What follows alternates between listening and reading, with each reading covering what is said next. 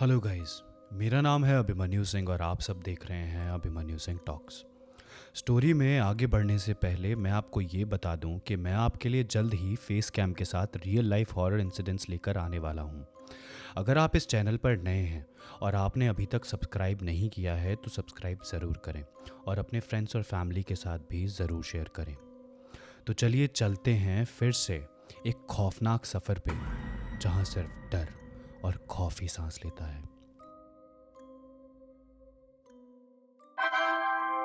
कृपया ध्यान दीजिए, गाड़ी संख्या 1341 फरक्का एक्सप्रेस मालदा टाउन से चलकर सुल्तानपुर, लखनऊ, कानपुर सेंट्रल, दिल्ली जंक्शन के रास्ते बठिंडा को जाने वाली कुछ ही समय में प्लेटफॉर्म क्रमांक 9 पर आ रही है। एक रात एक ट्रेन अपने सफ़र पर थी। उसमें कई पैसेंजर्स थे जो अपने मंजिल की तरफ जा रहे थे। तभी ट्रेन के टीटी ने सभी को चेतावनी दी। एक वार्निंग थी ये कि सारे पैसेंजर्स अपने दरवाजे और खिड़कियां बंद कर लें। अजय, जो अपने गांव वापस जा रहा था, उसने टीटी से पूछा, सर आप ये खिड़की बंद करने को क्यों कह रहे हैं? टीटी ने अजय की तरफ ऐसे देखा कि जैसे मानो वो कोई एलियन है। टीटी बोला, इस ट्रेन में पहली बार सफ़र कर रहे हो क्या, जो इतना भी नहीं जानते? टीटी ने उसे बड़ी अजीब निगाहों से देखा। अजय थोड़ा झिझकता हुआ बोला, हाँ सर, इस ट्रेन से पहली बार घर जा रहा हूँ। वैसे मैं हमेशा टैक्सी बुक करता हूँ घर के लिए, लेकिन इस बार टैक्सी वाले हड़ताल पे बैठे थे तो मुझे ट्रेन से ही आना पड़ रहा है। टीटी ने अजय को ऊपर से नीचे तक देखते हुए कहा, बड़े सरकास्टिक वे में पूछा कि कौन से गांव से हो आप महाराज? अजय ने जवाब दिया, सुमेरपुर। अच्छा अच्छा, टीटी ने ऐसे टिकट काटते हुए उसकी तरफ देखते हुए बोला, देखो इस ट्रेन को कहते हैं टनल नंबर 32 और ये टनल नंबर 32 आने वाली है। तुम बस उससे पहले अपनी खिड़की बंद कर देना, कहीं तुम्हारी नादानी के चलते मेरे बाकी पैसेंजर्स की जान न चली जाए। ये कहकर टीटी आगे बढ़ गया।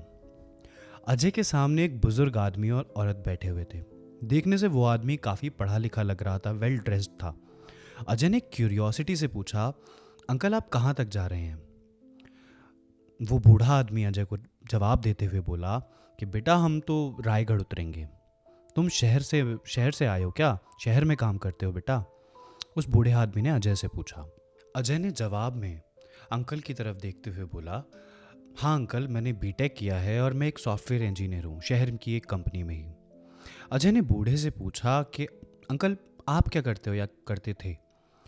बेटा मैं एक रिटायर्ड टीचर हूँ, शहर अपने बेटे से मिलने गया था। अजय ने अपनी बात आगे बढ़ाते हुए पूछा, अंकल ये टीटी ऐसा क्यों कह के गया कि दरवाजे और खिड़की बंद रखना? उस बुजुर्ग आदमी ने खांसते हुए बड़ी गंभीर आवाज में कहा, बेटा बरसों पुरानी बात है।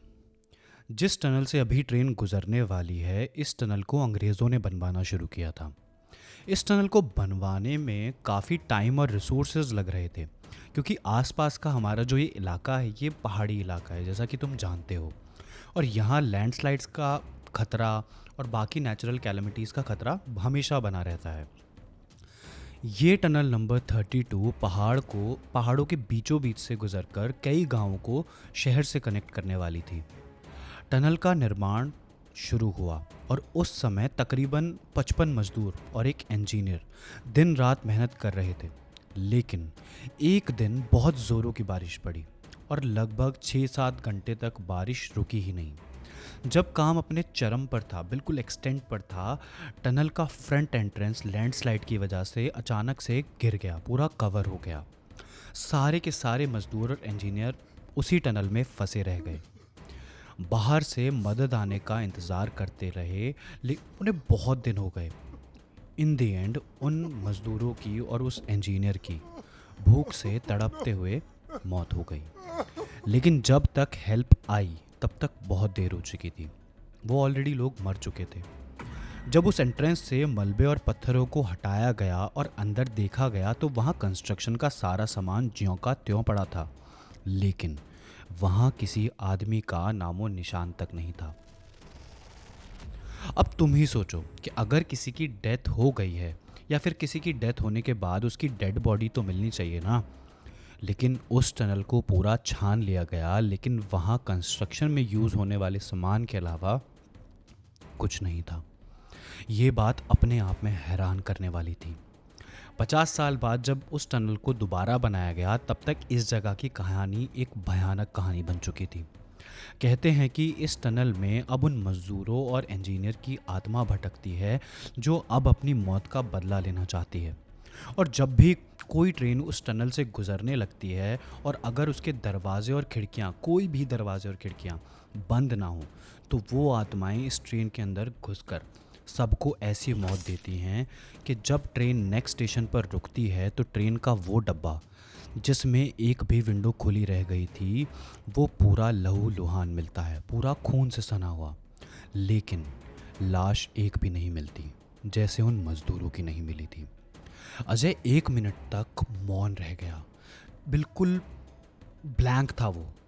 उस बुजुर्ग शख्स की तरफ देखता रहा, लेकिन एकदम से वो ठांका लगाकर बड़ी ज़ोर से हंस दिया। हंसते हंसते अजय ने बुजुर्ग अंकल की तरफ देखा और देखते हुए कहा, आप मजाक कर रहे हैं ना अंकल, ऐसा भी कुछ होता है क्या? उस बुजुर्ग शख्स ने अपनी गंभीर आवाज़ में अजय की तरफ देखते हुए कहा, देखो ये कोई मजाक में उड़ाने वाली बात नहीं है। जैसा टीटी कहकर गया है वैसा ही करना। सौयों लोगों ने यही भूल की जो आज तुम कर रहे हो, और इस भूल का भुगतान उन्हें अपनी जान से हाथ धोकर करना पड़ा। कुछ टाइम बाद वो बुजुर्ग आदमी और वो औरत सो चुके थे। अजय टीटी की बात को हंसी में ऑलरेडी उड़ा चुका था और खिड़की खुली छोड़ दी। उसने सोचा कि ये सब बकवास है, भूत शूत कुछ नहीं होते। आज तक उसने कभी भूत देखा ही नहीं था। जैसे ही ट्रेन टनल के अंदर घुसी, एक ठंडी हवा का झोंका अंदर आया। सभी लोगों ने एक अजीब सी ठंडक महसूस की। अचानक एक भयानक आवाज़ सुनाई दी, जैसे कि कोई चीख रहा हो। अजय की खिड़की से एक फॉग अंदर घुसने लगा और उसमें से कुछ परछाइयाँ दिखाई देने लगीं, कुछ शैडोज़ जिनकी 2 आंखें ऐसे चमक रही थीं जैसे वो कोई ज्वेल हो। वो परछाइयाँ धीरे धीरे इंसानी रूप लेने लगीं और उनके चेहरे बहुत भयानक थे। अजय ने देखा कि एक परछाई उसकी तरफ बढ़ रही है। उसने डर के मारे खिड़की बंद करने की कोशिश की, लेकिन खिड़की कहीं अटक चुकी थी और तब तक देर भी बहुत हो चुकी थी। वो आत्माएं अंदर घुस चुकी थीं और उन्होंने अपना काम शुरू कर दिया था। एक एक करके सभी यात्रियों को मारने लगी। कोई पैसेंजर हवा में उड़कर ज़मीन पर पटका जा रहा था, तो किसी का सर ट्रेन की विंडो से बाहर निकालकर काट दिया जा रहा था। ट्रेन के अंदर चीखें और चिल्लाहटों का माहौल बन चुका था। कंडक्टर ने ट्रेन को रोकने की कोशिश की, लेकिन उसके हाथ भी खून से रंग गए थे। मानो कि जो चेन पकड़कर वो उस ट्रेन को रोकने वाला था, वो गरम पिघलते हुए लोहे की जंजीर हो। और फिर उसको वो भी अपना दम घुटता हुआ महसूस हुआ, और वो भी एक ही झटके में ट्रेन के फ्लोर पर बेसुध होकर गिर गया। अजय की इस टाइम बहुत बुरी हालत हो चुकी थी। उसने अपनी पूरी लाइफ में ऐसा भयानक मंजर के बारे में सोचा तक नहीं था, लेकिन आज उसकी एक बेवकूफ़ी की वजह से वो एक्चुअल में ये खौफनाक मंजर देख पा रहा था, जिसे बताने के लिए, जिसको बयां करने के लिए शायद वो अब इस दुनिया में रह ही नहीं पाएगा। अजय ने अपनी जान बचाने के लिए अपनी सीट के नीचे छुपने की कोशिश की, लेकिन वो आत्मा उसके पीछे आ ही गई। उसने अजय को पकड़ लिया और उसके गले को दबाकर उसके ऊपर बैठ गई। अजय ने जोर से चीख मारी, लेकिन उसकी आवाज़ उस धुंध के अंधेरे में कहीं खो गई। जैसे दम घुटने की वजह से अजय का मुंह खुला, अजय के वो आत्मा, वो धुंध अजय के मुंह से होती हुई उसके अंदर घुस गई और धीरे धीरे अजय की आंखें अब बिल्कुल उस धुंध जैसी सफ़ेद हो चुकी थी। उसने अपनी आंखों के सामने अंधेरा जाता हुआ देखा और फाइनली उसके मुंह से थोड़ा ब्लड आया और धीरे से उसकी सांसें भी रुक गईं। जब ट्रेन टनल से बाहर निकली तो सिर्फ एक खाली डब्बा बचा था, लेकिन हर बार की तरह ट्रेन का ये डब्बा, इस डब्बे में कुछ अलग हुआ।